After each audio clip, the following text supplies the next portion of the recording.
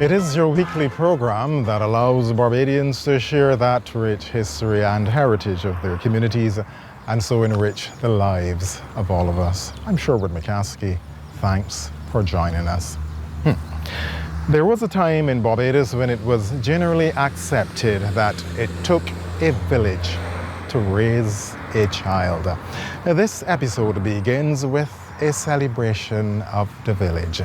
Hal Gollop credits the village for its positive influence on the lives of residents. You have to see your own development as something which the village contributed to and invested in.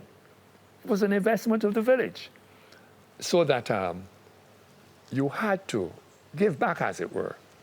So I'm very, very, very thankful for growing up in this village, the several influences that I had,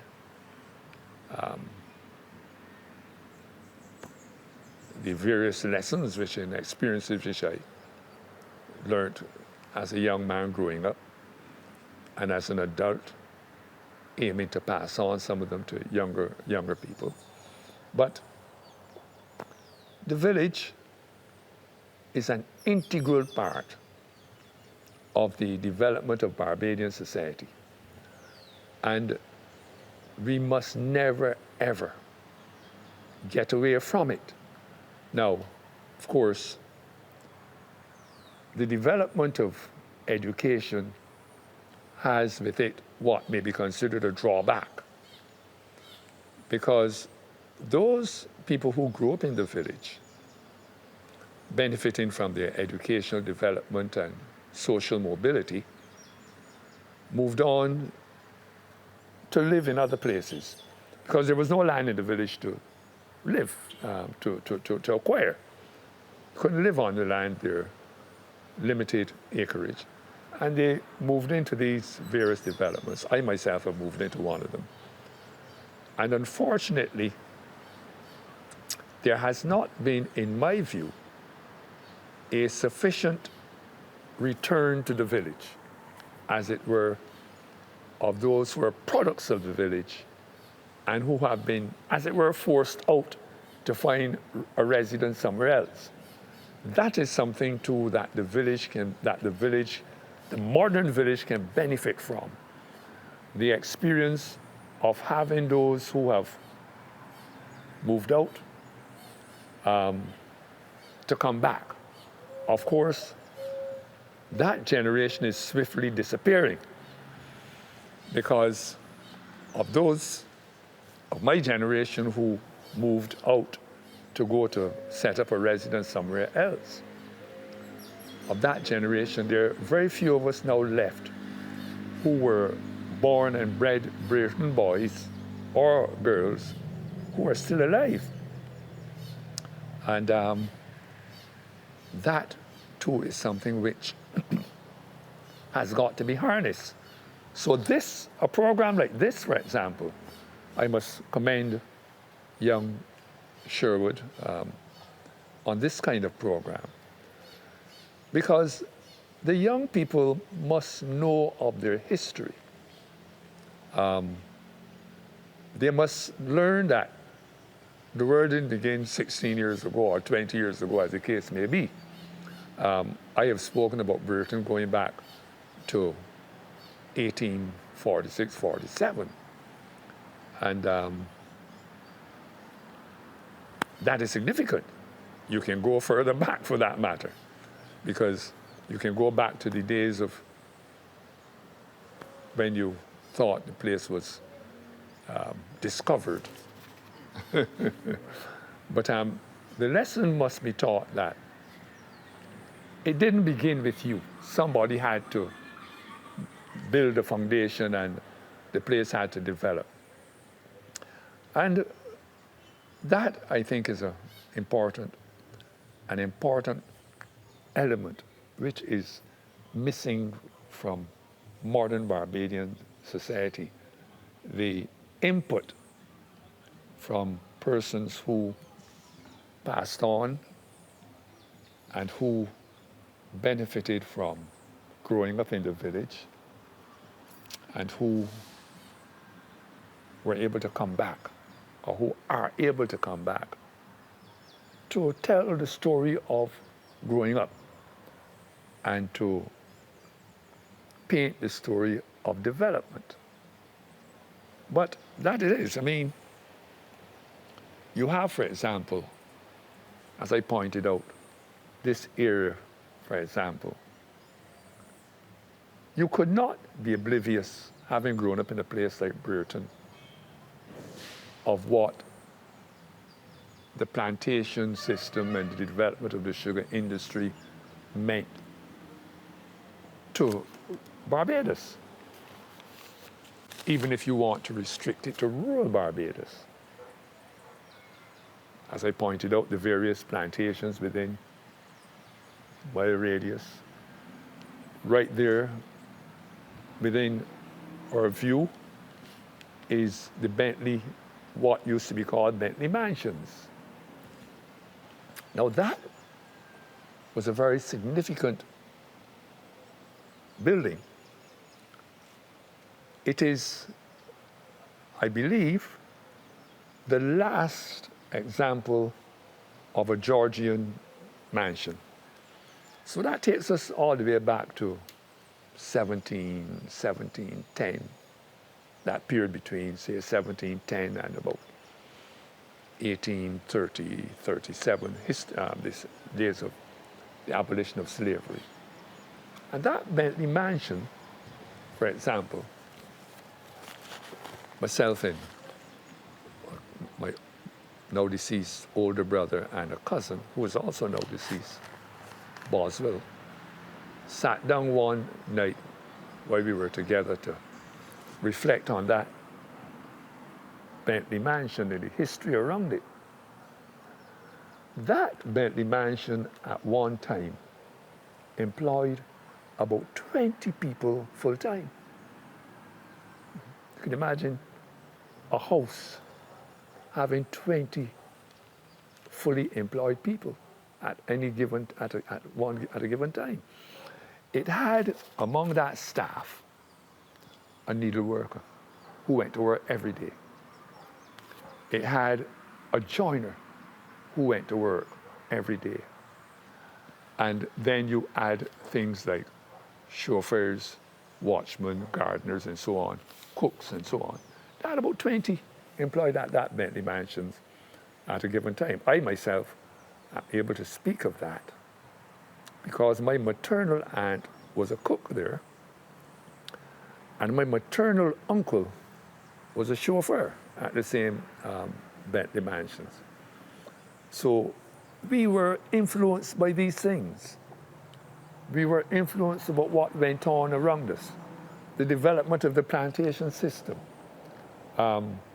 We were conscious of the race thing, and were able to treat it for what it was worth.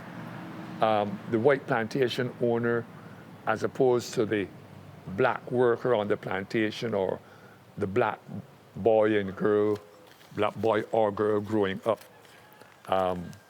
within the area of the plantation, and what these things meant, and how one sought to benefit from the experiences of growing up around a plantation, and the importance of being driven by an ambition to lift yourself up by your bootstraps, as it were, and take full advantage of opportunities made available to you.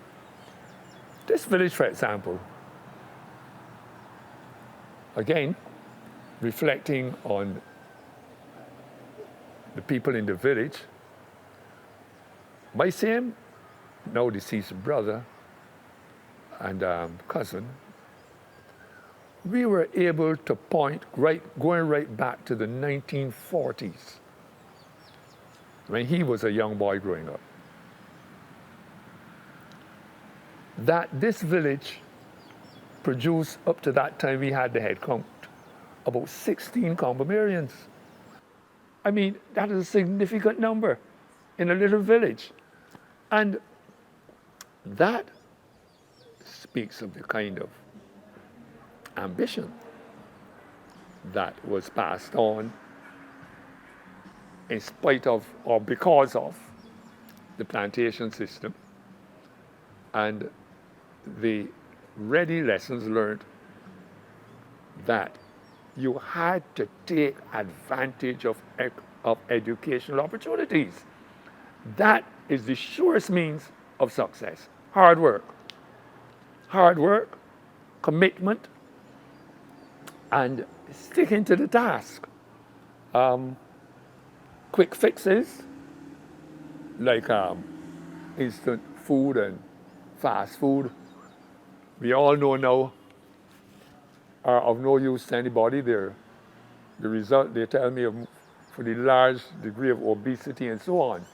So the fast food generation that has been created, they will suffer if they think quick fixes and instant food and fast food methods and so on are the way to success. There is nothing that would stand in the way of solid commitment, hard work, setting goals, and aspiring to reach those goals. And that is the lesson which the village has got to pass on to youngsters. And my sincere wish is that those of us who are still around, those of us who are 70 years and older, would be around long enough to make a difference to younger folk who must be able to benefit from experiences which we've had in the past while growing up in the village. Village life was always punctuated, as you want to call it by that, by political activity, the political activity of the day. My first acquaintance with political activity came during the 1956 election, when the Labour Party won the election. And then soon after, there was a local government election. And then there was the federal election. And those three things had much impact on the village, because a very important thing about village life in those days was that the shop, the rum shop, was a kind of a social center. And as a young boy, you would peep in and you would quietly move into the presence of the older people discussing these things, because the politicians, when they were out canvassing, invariably met at the rum shop. Now, you would listen on and you got to know what was happening and what the older folk thought. I remember very, very well the 1966 election. That was the first time I voted. They had just introduced the 18-year vote, made it possible for 18-year-olds to vote. And I remember an important, significant, a very important and significant political development in St. Philip. It was the break from the Democratic Labour Party of Mr. Winter Crawford. And that, the introduction of his breakaway from the party, took place right there at a rum shop in the corner. It was an Alan Arthur rum shop. That was, the proprietor was a Mr. Hugh Nurse. And Mr. Crawford came there that evening, and we gathered. He had with him Mr. Reynolds Weeks, and he had Mr. Erskine Ward with him. And they met. And Mr. Crawford was explaining to all who wanted to listen there. We were young men then, in our late teens, why he was breaking from the party. And it was on the point of whether Barbados should go independent or whether Barbados should go or continue with a federation. The federation had been dissolved then, but there was the alternative of independence for Barbados, which Mr. Barrow's party was pushing, as opposed to the independence within a federation of those countries that had remained from the breakup of the other federation, whether there should not be a union with Barbados and those people. Mr. Crawford broke with Mr. Barrow on that point, and it cost him his seat. Mr. Crawford was regarded in St. Philip politics as an almost unbeatable.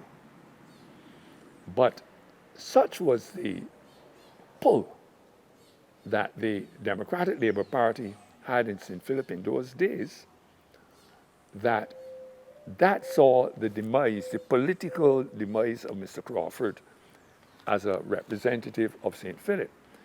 He was replaced by a Mr. Garfield Sargent, who didn't stay long in politics. But the shop, the village shop, was always regarded as a kind of social center. And this little village here, for example, I believe it's about 300 yards if we went along the winding route there, from Mr. Lane's house here up to the Baptist church. There were 10 shops in this village coming up up to about the mid 50s, the late 50s, 10.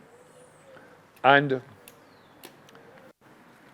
of course, as the advent of the supermarket type thing came along, the village shops went out, the rum shop became a thing of less influence. But there was one that remained at the other end, at the top end of Britain, which was a social center. We met there, and every single topic under the sun was discussed with vigor and with a level of intelligence. Our generation was a reading generation. There were no distractions like television. The nearest cinema to Burton, for example, was the Oyston Plaza. And you only got there was no cross-route transportation. So you had to ride there. I, for example, have never, ever gone to the Oyston Plaza. I mean, going to a theater was a prohibitive thing. Occasionally, the schools would have a trip to one of the cinemas to see something like Rip Van Winkle or something like that. And a bus would take us down, but there were a few distractions. And we were forced to read or listen to the radio for entertainment. And the library became a very important feature of our development. And the rediffusion, a very important source for the development of education, information, and education in general, that rediffusion that was hanged up in the corner. And throughout the day, we would have programs that would stimulate our intellect and our interests. The BBC, we had several bulletins of BBC News during the day. There was sports roundup every day at 1:45. And we had to get near a rediffusion, and there would be one in that shop. Certainly there would be one in that Martin Dorley shop.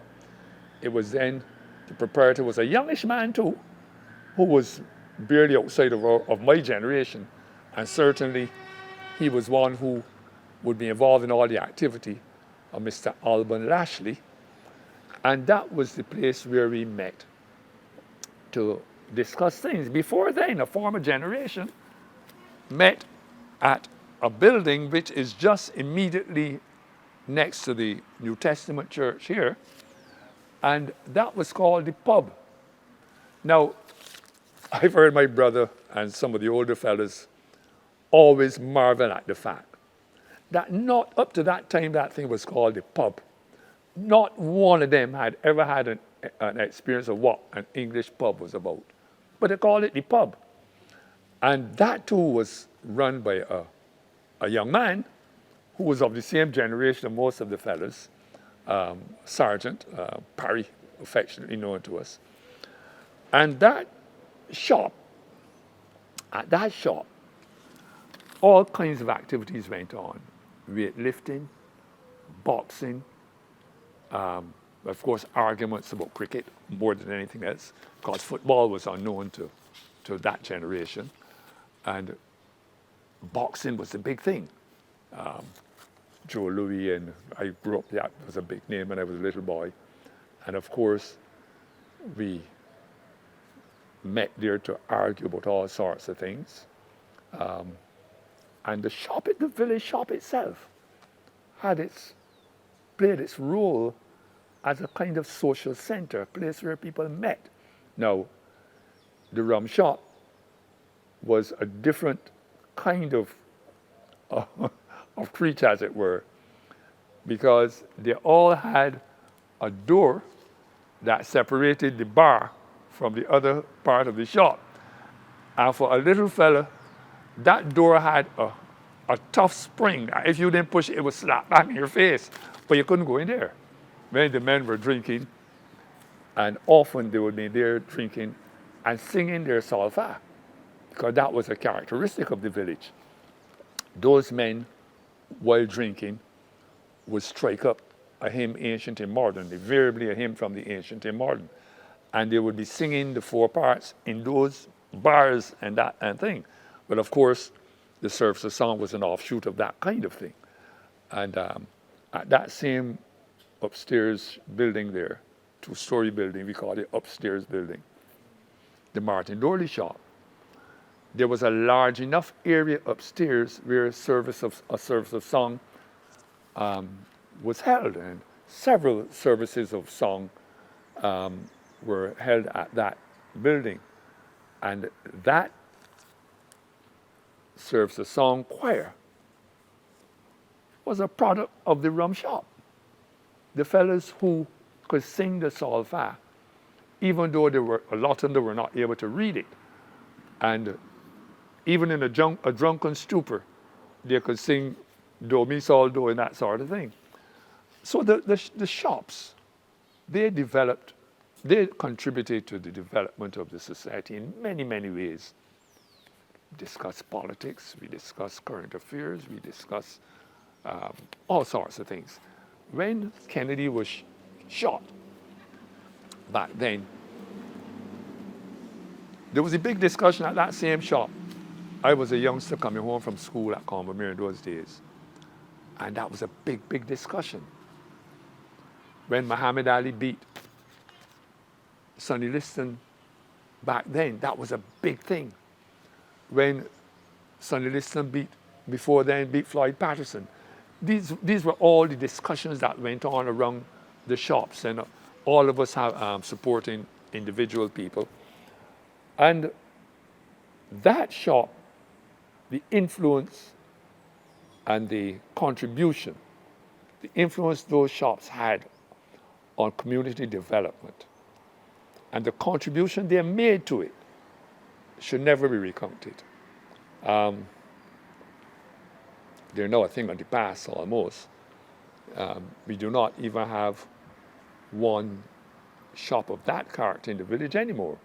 But imagine back in the 50s, a little village like this with 10 shops in it. There were 4 in a row at the top of Brereton, 4 in a row. And that is something that you would have to see to believe. I don't think somebody of your age could ever imagine that. Not in a village like this.